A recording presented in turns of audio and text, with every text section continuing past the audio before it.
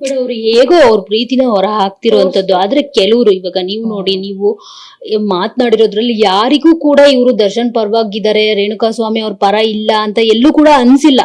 ಅವ್ರ ಅಭಿಮಾನ ಏನಿದೆ ಅದು ಮೆರೆದಿದ್ದಾರೆ ಶಮಿತಾ ಅವರು ಅಂತ ಅನ್ನಿಸ್ತಿದೆ ಹೊರತು ಅದ್ರಲ್ಲಿ ಏನ್ ನಮ್ಗೆ ಬೇರೆ ತರದ್ದೇನು ಅಂತ ಅನ್ನಿಸ್ಲಿಲ್ಲ. ಜೊತೆ ಕೆಲವರು ತುಂಬಾ ಮೌನ ವಹಿಸಿದ್ದಾರೆ ಅಂತ ಅನ್ಸುತ್ತೆ ಮ್ಯಾಮ್. ಅವ್ರ ಜೊತೆ ಇದ್ದವರು ಅವ್ರು ಮಾತಾಡ್ಬೇಕು ಅಂತ ಮುಖ್ಯವಾಗಿ ಯಾರೆಲ್ಲ ಎಕ್ಸ್ಪೆಕ್ಟ್ ಮಾಡಿದ್ರು ಇವ್ರು ಮಾತನಾಡ್ತಾರೆ ಇಂದ ಇರ್ತಾರೆ ಅಂತ ಅಂದಿರೋರು ಇವತ್ತು ಹಿಂದೆ ಸರ್ದಿರುವಂತದ್ದು. ಅದ್ರ ಬಗ್ಗೆ ಹೇಳೋದಾದ್ರೆ ಇದು ಅವ್ರ ವೈಯಕ್ತಿಕ ನಿರ್ಧಾರ ಆಗತ್ತೆ. ಯಾಕೆಂದ್ರೆ ಯಾವ್ದನ್ನು ನೀವ್ ಹೇಳ್ಬೇಕು ಅಂತ ಅವರು ಎಕ್ಸ್ಪೆಕ್ಟ್ ಮಾಡಲ್ಲ. ಡೆಫಿನೆಟ್ಲಿ ಅಣ್ಣನೂ ಎಕ್ಸ್ಪೆಕ್ಟ್ ಮಾಡಲ್ಲ, ವಿಜಯಲಕ್ಷ್ಮಿನೂ ಎಕ್ಸ್ಪೆಕ್ಟ್ ಮಾಡಲ್ಲ. ಯಾಕೆಂದ್ರೆ ಈ ರೀತಿನಲ್ಲಿ ಅವ್ರದ್ದೇ ಆದಂತಹ ಕೆಲವು ನಿರ್ಧಾರಗಳನ್ನ ಅವ್ರು ತಗೋಬೇಕಾಗತ್ತೆ. ಪ್ಲಸ್ ಅವ್ರಿಗೂ ಯಾವ್ದೋ ರೀತಿಯಾದಂತ ಅಳಕಿರ್ಬೋದು, ಅದನ್ನ ನಾವು ಏನು ಹೇಳಕ್ಕಾಗಲ್ಲ, ಅದು ಅವರ ಸ್ವಂತ ನಿರ್ಧಾರ. ಬಟ್ ನೀವು ಅದನ್ನ ಸೀರಿಯಸ್ ಆಗಿ ಯಾಕೆ ಮಾಡಿಲ್ಲ ಅಥವಾ ಯಾಕೆ ಮಾಡಬಾರ್ದು ಅನ್ನೋ ತರ ಯೋಚನೆ ಮಾಡಿದ್ರೆ ಅವ್ರಿಗೂ ಒಳಗಡೆ ಅನ್ಸಿರುತ್ತೆ ಹೆಂಗ್ ಮಾಡ್ಬೋದು, ಏನ್ ಮಾಡಿದ್ರೆ ಏನಾಗ್ಬಿಡುತ್ತೋ, ಅವ್ರವ್ರ ಅಭಿಮಾನಿಗಳು ಅವ್ರವ್ರನ್ನ ಫಾಲೋ ಮಾಡೋಂಥವ್ರು ಇನ್ನೇನೇನ್ ತಿಳ್ಕೊಂಡ್ಬಿಡ್ತಾರೋ, ಇದೆಲ್ಲ ಇರುತ್ತೆ. ಅದಿರೋದ್ರಿಂದ ಯಾಕೆ ನಾವ್ ಮಾತಾಡಿದಾಗ ಎಷ್ಟೋ ಜನ ನಮ್ಗೆ ಸಿಕ್ಕಿದ್ದಾರೆ, ತುಂಬಾ ಬೇಜಾರ್ ಮಾಡ್ಕೊಂಡಿದ್ದಾರೆ. ಆದ್ರೆ ಅವ್ರು ತೋರ್ಸ್ಕೊಳಕ್ ಆಗಿಲ್ಲ.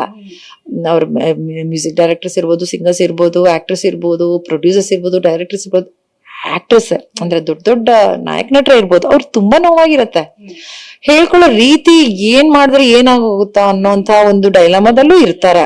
ಸೊ ಅದನ್ನು ನಾವು ಅರ್ಥ ಮಾಡ್ಕೊಬೇಕು. ಹಂಗಾಗಿ ಆ ಎಕ್ಸ್ಪೆಕ್ಟೇಷನ್ಸ್ ಬೇಕಾಗಿಲ್ಲ.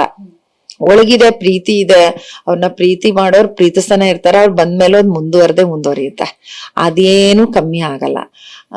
ಯಾಕೆಂದ್ರೆ ಅದು ಬೇರೆ ಇದು ಬೇರೆ. ನಾವು ಕಷ್ಟದಲ್ಲೂ ಜೊತೆಲಿ ನಿಲ್ಬೇಕಲ್ವಾ. ಅವಾಗ್ಲೇ ನಾವು ಅಣ್ಣ ಅಂತ ಕರ್ದಿದ್ದಕ್ಕೊಂದು ಸಾರ್ಥಕತೆ ಇರುತ್ತೆ. ಸುಮ್ನೆ ನಾವು ಇಲ್ಲ ನನ್ ಗೆಳೆಯ, ನನ್ನ ಅಣ್ಣ ಇದ್ದಂಗೆ, ನನ್ ಮಗ ಇದ್ದಂಗೆ, ನನ್ ತಮ್ಮ ಇದ್ದಂಗೆ, ನನ್ನ ಆಪ್ತ ಮಿತ್ರ ಏನೇ ಹೇಳದಿರ್ಬೋದು, ಅದು ಒಳಗಡೆ ಇರೋದ್ರ ಜೊತೆನಲ್ಲಿ ಕೆಲವೊಮ್ಮೆ ತೋರ್ಸ್ಕೋಬಹುದು.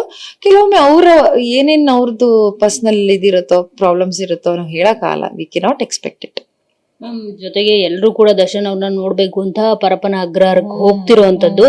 ಜೈಲರ್ ಮೂಲಕ ದರ್ಶನ್ ಅವ್ರ ಸಂದೇಶ ರವಾನೆ ಮಾಡಿದ್ದಾರೆ, ಯಾರು ಬರ್ಬೇಡಿ, ನಾನ್ ಸಿಗೋಕಾಗಲ್ಲ ಅಂತ ಹೇಳ್ಬಿಟ್ಟು. ಆದ್ರೂ ಕೆಲವರು ಅದನ್ನ ಬಿಲೀವ್ ಮಾಡ್ಬೇಕು ಬೇಡ ಅನ್ನೋ ಕನ್ಫ್ಯೂಷನ್ ಅಲ್ಲಿ ಇರುವಂತದ್ದು. ನಿಜವಾಗ್ಲೂ ಇದು ದರ್ಶನ್ ಅವ್ರು ಹೇಳಿದಾರ ಅಂತ, ಅವ್ರು ಕೇವಲ ನನ್ನ ತಮ್ಮ ಮತ್ತೆ ಆ ತಾಯಿನ ಅಷ್ಟೇ ನೋಡ್ಬೇಕು ಅಂತ ಹೇಳಿರುವಂತದ್ದು.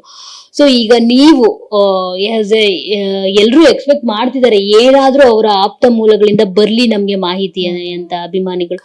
ಸೊ ನೀವು ವಿಜಯಲಕ್ಷ್ಮಿ ಅವ್ರ ಜೊತೆ ಮಾತನಾಡೋದ್ರಿಂದ ನಾನು ಕೇಳ್ತಾ ಇದ್ದೀನಿ, ಅಭಿಮಾನಿಗಳಿಗೆ ಅಂತ ಏನಾದ್ರು ಸಂದೇಶ ಕೊಡೋದಾದ್ರೆ, ಅವರು ಎಕ್ಸ್ಪೆಕ್ಟ್ ಮಾಡ್ತಿದ್ದಾರೆ ಯಾರಾದ್ರೂ ಹೇಳಿ ನಮ್ಗೆ. ವಿಜಯಲಕ್ಷ್ಮಿ ಅವ್ರ ಪೋಸ್ಟ್ ಮೂಲಕ ಹೇಳಿರುವಂತದ್ದು, ಬಟ್ ಆದ್ರೂ ಅವ್ರಿಗೆ ಇನ್ನೂ ಅದನ್ನ ಡೈಜೆಸ್ಟ್ ಮಾಡ್ಕೊಳಕ್ ಆಗ್ತಾ ಇಲ್ಲ, ಇನ್ನೂ ಕಳವಳ ಇದ್ದೇ ಇರುವಂತದ್ದು ಅವ್ರ ಬಗ್ಗೆ, ದರ್ಶನ್ ಅವ್ರ ಬಗ್ಗೆ. ಏನ್ ಹೇಳ್ತೀರಾ ಮ್ಯಾಮ್ ಅಭಿಮಾನಿಗಳಿಗೆ? ಇಲ್ಲ ಅಂದ್ರೆ ಏನು ಟಿವಿನಲ್ಲಿ ಬಂದಿದೆ ಅದನ್ನೇ ನಾನು ನೋಡಿರೋದು. ಬಟ್ ಸುಮ್ನೆ ಹಾಗೆ ಯಾವುದೇ ಒಂದು ಜೈಲಿನ ಅಧಿಕಾರಿಗಳು ಸುಮ್ನೆ ಅಂತೂ ಹೇಳಿರಲ್ಲ. ಅವ್ರು ಹೇಳಿ ಅವ್ರ ಮೂಲಕ ತಿಳಿಸಿರೋದ್ರಿಂದಾನೇ ಅವ್ರು ಹೇಳಿರ್ತಾರೆ. ಯಾಕೆಂದ್ರೆ ಅವ್ರಿಗೂ ತುಂಬಾ ಕಳವಳ ಇರುತ್ತೆ ಒಳಗಡೆ. ನನ್ನ ಹೆಸರಲ್ಲಿ ಹೊರಗಡೆ ಅಭಿಮಾನಿಗಳಿಗೆ ತುಂಬಾ ನೋವಾಗಿರತ್ತೆ, ನನ್ ಬಗ್ಗೆ ಆತಂಕ ಪಟ್ಕೊಂಡಿರ್ತಾರೆ, ನಾನು ಹೆಂಗಿದ್ದೀನೋ ನೋಡಕ್ ಬರ್ತಾರೆ. ಯಾಕೆಂದ್ರೆ ಅವ್ರ ಬರ್ಡೇನಲ್ಲೇ ನೀವು ನೋಡ್ಬೋದು ಯಾವ ತರ ಜನ ಬಂದಿರ್ತಾರೆ ಅಂತ. ಸೊ ಆ ಪ್ರೀತಿನ ತೋರ್ಸಕ್ ಇಲ್ಲಿ ಹೋದ್ರೆ ಇಲ್ಲಿ ಮತ್ತೆ ಪೊಲೀಸ್ ಅವ್ರ ಕಷ್ಟ, ಅಲ್ಲೆಲ್ಲ ಸೆಕ್ಯೂರಿಟಿ ಪ್ರಾಬ್ಲಮ್ ಆಗತ್ತೆ, ಮತ್ತೆ ಅವ್ನ ಓಡಿಸ್ಬೇಕು, ಅವ್ನ್ ಕಳಿಸ್ಬೇಕು, ಇದೆಲ್ಲ ತುಂಬಾ ಕಷ್ಟ ಇದೆ.